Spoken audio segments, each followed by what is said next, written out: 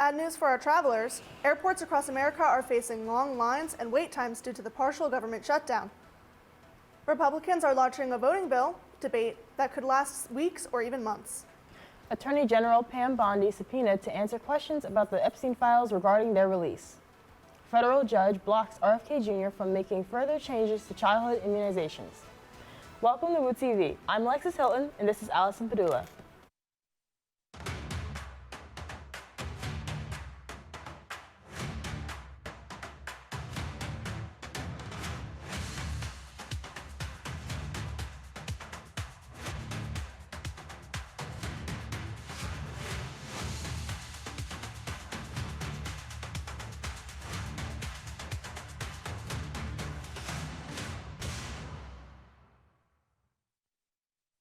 On Tuesday, the House Oversight and Government Reform Committee subpoenaed Attorney General Pam Bondi to answer questions about the Epstein files. The committee voted early March to subpoena Bondi, which was the result of a motion from Representative Nancy Mace from South Carolina, who said it was unclear whether all records about the released convicted sex offender Jeffrey Epstein were required by a law mandating their release. Chair James Comer said the committee has questions regarding the Department of Justice's handling of the investigation and its compliance with the Epstein Files Transparency Act. The subpoena requests Bondi to appear for an April 14th deposition. The partial government shutdown has caused many travelers across America to face unexpectedly long lines and wait times. On Friday, March 13th, TSA employees missed their first full paycheck since the start of the funding lapse. Over 300 employees have quit, and call-out rates have more than doubled. The airports facing the most troubles are the Atlanta Airport, JFK Airport, the Philadelphia Airport, the Pittsburgh Airport, and the New Orleans Airport. On Wednesday, the Philadelphia Airport shut down Terminals A West and Terminal F. Terminal C was already shut down due to staffing shortages. Along with staffing shortages, spring break trips and high windstorms have added to the chaos at these international airports. While both political parties point blame at each other, American travelers, as well as unpaid working TSA agents, are hoping that the issue is resolved shortly. The Market Street ramp to I-95 reopened on Tuesday, March 17th. The ramp has previously been closed due to PennDOT's CAPS project. According to PennDOT, the ramp will undergo an additional short-term closure later this year for the crew to be able to carry out minor construction activities like line painting. Republicans are launching a voting bill debate that could last days or even weeks. Republicans launched an unprecedented effort on Tuesday to hold the Senate floor and talk about the SAVE Act bill, an attempt to capture public attention on legislation requiring stricter voter registration rules as President Donald Trump pressures Congress to act before November's midterm elections. Instead, Republicans intend to show support for the legislation, which would require Americans to prove they are U.S. citizens before they register to vote and to show identification at the polls, among other things. It's a risky strategy with no guarantee it will be enough for Trump, who has said he won't sign other bills until the SAVE Act is passed. On Monday, federal judge Brian Murphy blocked the U.S. government from making changes to childhood immunizations in a blow to Health Secretary Robert F. Kennedy Jr.'s agenda. Since taking office, Kennedy has made efforts to change and loosen vaccine regulations, including decreasing the number of recommended shots for children 11 to 17. The American Academy of Pediatrics and other large medical groups had sued, saying Kennedy's attempts violated federal law. The ruling means a scheduled Wednesday meeting for the vaccine panel called the Advisory Committee for Immunization Practices will be postponed, according to the Department of Health and Human Services. The Trump administration is expected to appeal the ruling. States are now leading the charge in the antitrust lawsuit against Live Nation and Ticketmaster. 3 states withdrew from the lawsuit, and 36 states remain in the case. Arkansas, Nebraska, and South Dakota, as well as the U.S. government, have all settled claims and are no longer part of the lawsuit. Jay Marciano, the chief executive of AEG Presents, Live Nation's top competitor, said his company has trouble overcoming exclusive contracts used by Live Nation Entertainment and Ticketmaster to dominate the industry in the U.S. At one point during the lawsuit, the states requested a mistrial after the judge urged the states to negotiate for several days with attorneys for Live Nation. The states withdrew their mistrial request. Last Monday night, we got an intense storm with winds that knocked over power lines. Let's see if the rest of the week can give us some sunshine. Heading over to our weather anchor, Gage Grace, outside Old Main for a live look. Thank you so much, Allison. My name is Gage Grace, and this is your live weather hit. I'm currently standing right outside of Old Main, and it is a wonderful 53 degrees. The sun is shining, but folks, you never know when those clouds are going to come, so stay prepared. Like my friend Widener Wayne, who has a nice shirt on that he could roll up the sleeves if you'd like, and he has a nice baseball cap on so he can block the sunshine. If you want to know more about the weekly weather forecast, stay tuned for our Weather Center with Jaden Crutchfield. But right now, let's head to the sports desk with Anthony Fedeli. Coming up next at the sports desk, a Super Bowl winning cornerback announces his retirement. The Union look to find their spark. All of that and more after the short commercial break. Stay tuned. Wherever you go at Widener, you've always got your pride. Everywhere you go, and behind everything you do. And before you know it, you are working in your field, realizing your life's ambitions before you even leave Widener. If you have a dream, come join us. Widener University. Many roars, one pride.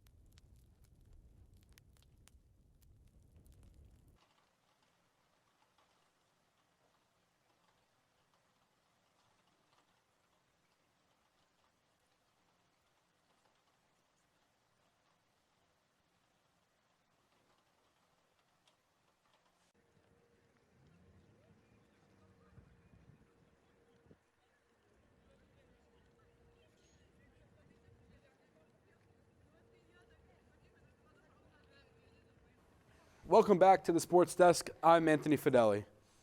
The Philadelphia Eagles and wide receiver Hollywood Brown agreed to terms on a one-year deal. The team announced Tuesday the deal is a one-year contract worth up to $6.5 million. Brown is expected to fill the role of Jahan Dotson, who left for Atlanta in free agency. And after 13 seasons in the NFL, former Eagles Super Bowl winning cornerback Darius Big Play Slay announced he is retiring from the NFL on Monday through an Instagram post. The 35-year-old came to the Eagles in a trade with the Lions in March of 2020 and had a productive career with the Eagles, capped off by their Super Bowl 59 win in 2025. Slay spent his last season with the Steelers before being released and attempted to make a return to Philly. However, it never worked out. Team USA's World Baseball Classic run came to a heartbreaking end Tuesday night, falling to Venezuela 3-2 in the championship game. The Americans battled through pool play, survived a tough semifinal against the Dominican Republic, and looked to poise for glory when Bryce Harper crushed a two-run shot in the eighth.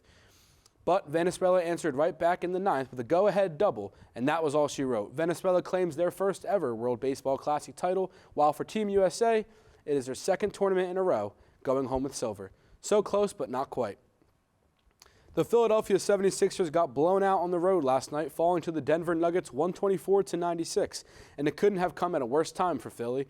Currently sitting at 37-32 on the season, firmly in the Eastern Conference playoff picture, but with very little breathing room. The Sixers are right in the thick of the play-in conversation, surrounded by teams like Atlanta, Miami, and Toronto, all fighting for the same spots. With just a handful of games left in the regular season, Philly can't afford blowout losses like last night's if they want to avoid the play-in, or worse, miss the postseason entirely. The window is still open, but it's closing fast. The Philadelphia Union are back in Subaru Park this Saturday as they host Chicago FC at home. Despite the Union's winless season this far, they look to get themselves into the winning column before the season gets too far ahead of them. First kick is set for 4:30 p.m. Congratulations to Widener women's lacrosse goalie Madison Worlow. This past Saturday, Worlow earned herself Commonwealth Player of the Week, recording 11 saves in a 9-8 win in overtime this past Saturday. And that's all for the sports desk. Up next, we send it over to Lola Geyer with World News. Thanks, Anthony. Up next on World News, Cuba experiences a major blackout and the conflict in Pakistan and Afghanistan deepens. Stay tuned.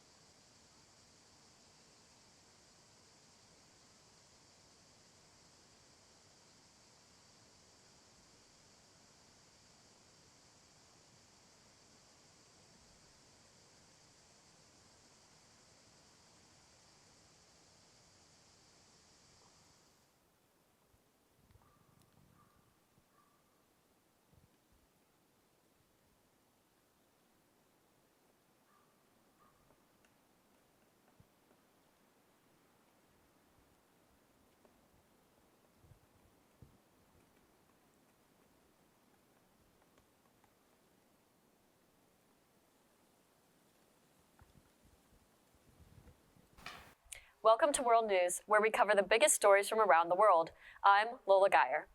Cuba experienced an island-wide blackout on Monday as the economy continues to face a crisis. Over 11 million people were affected by the power outages as the grid system continues to crumble. The country's grid hasn't been properly maintained for years, and blackouts are expected to increase as this is the third major blackout in 4 months. Cuba is experiencing other issues as they haven't had any oil shipments reach the country in 3 months. Blaming the U.S. for banning oil tankers from entering Cuban waters by a U.S. blockade, the U.S. Embassy in Havana urged people to conserve their fuel, water, and phone charge. Multiple suspected suicide bombings killed 23 people and wounded 100 others in a northeastern city in Nigeria. The blasts occurred at the entrance of the University of Maiduguri teaching hospital and 2 local markets. No group has claimed responsibility for the bombings. However, several attacks against the Nigerian army bases have been carried out in March by terrorist groups. The state police advised residents to remain calm and avoid the area while investigations continue. More than 400 people were killed from an airstrike that hit a hospital in Afghanistan. Afghanistan blames Pakistan for the attack. However, Pakistan denied hitting the hospital and claimed that they were targeting military facilities instead. Pakistan accused Afghanistan of providing a safe haven to opposition groups, including those in the Pakistani Taliban. Omid Hospital recently expanded in size from the Ibn Sina, a drug addiction treatment hospital, as a part of government plans to eliminate drug addiction in Afghanistan. The UN called for an immediate ceasefire and that those responsible must be held accountable to international standards. Since the beginning of this conflict in February, tens of thousands of civilians have been displaced and hundreds killed, while no talks of peace have yet to occur. That's all for now. Let's head back to the desk with Alexis Hilton. Thanks, Lola. The president of Wawa Welcome America has announced several performers and events for this year's celebration of America's 250th birthday on Monday. Some of the performers include Eve, Queen Latifah, and Idina Menzel, as well as events such as a parade with Miss America to the Liberty Medal being presented to Pope Leo. Hollywood's biggest night has officially come to a close, and the 98th Academy Awards certainly lived up to the hype. Michael B. Jordan took home the Oscar for Best Actor for his powerhouse performance in Sinners, and Jessie Buckley secured the win for Best Actress for her role in Hamnet. In the supporting categories, veteran Amy Madigan took home the trophy for Weapons, and Sean Penn won for Best Supporting Actor for One Battle After Another. Sinners broke one of the oldest glass ceilings in Hollywood, featuring the first ever female winner for Best Cinematography. Meanwhile, One Battle After Another and Frankenstein proved to be the production powerhouses of the evening. Frankenstein swept through several technical categories, being recognized for its haunting visual effects and immersive sound design. In the world of animation, the high-energy K-pop Demon Hunters took home Best Animated Feature and Best Original Song. The biggest shock of the technical awards was a rare tie in the Best Live-Action Short Film category. The singers and 2 people exchanging saliva finished in a tie, leading the Academy to award 2 golden statues for the same category. It seems Amazon is making changes to improve delivery times, allowing your items to ship quicker. Amazon now offers 1 to 3 hour delivery for U.S. customers, but you have to pay extra to receive your shipment faster. The reason behind this change is to keep up with their competitors like Walmart. In many cases, faster delivery options are more likely to attract customers to Amazon, even if it means paying extra. NASA has announced plans for another launch into outer space. The Artemis II moon rocket is scheduled to lift off in early April, marking a historic event. This mission will involve a 2-day flight to the moon and back. NASA workers are excited about this long-awaited flight and are committed to ensuring that everything is in good shape for the rocket's launch. Grammy Award-winning rapper and hip-hop luminaries Jay-Z and The Roots will headline the 2026 installment of The Roots Picnic. This announcement comes days after organizers shared that this year's event will be held at the Belmont Plateau instead of the Mann Center. The venue switch follows last year's long lines and entry headaches. Organizers said there will be an upgraded Roots Picnic app that will allow better communication, an added second entrance to reduce lines and speed up entry, and more Roots ambassadors to ensure a good experience. Moving the Roots Picnic to Belmont Plateau and bringing Jay-Z and the Roots together to perform are both bucket list moments for us, manager of the Roots and president of Live Nation Urban, John Gee, said. Roots Picnic will be held on May 30th and 31st. For more information, visit rootspicnic.com. Now let's head over to the Weather Center with our weather anchor Jaden Crutchfield for this week's forecast. Thank you, Alexis. My name is Jaden Crutchfield, and this is the Weather Center. Tomorrow's forecast. In the morning, it'll be cloudy and 35 degrees. In the afternoon, it'll be cloudy and 56 degrees. And finally, in the evening, it'll be rainy and 58 degrees. We are looking at a cloudy week, everyone. On Saturday, it'll be a high of 62 and a low of 44. Sunday will be a high of 69 and a low of 44. Monday, there'll be a little rain with a high of 61 and a low of 33. Tuesday, just cloudy with a high of 49 and a low of 34. And finally, on Wednesday, it'll be cloudy with a high of 53 and a low of 34. My name is Jaden Crutchfield. That was your weekly weather forecast. We'll be right back after this commercial.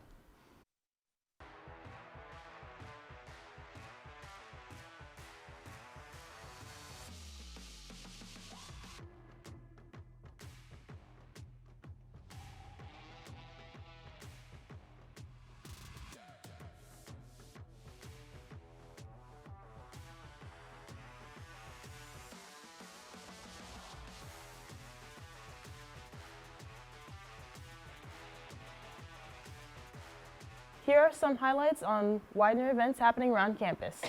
Wolfgram Memorial is hosting a series of workshops called Thriving in a Digital World.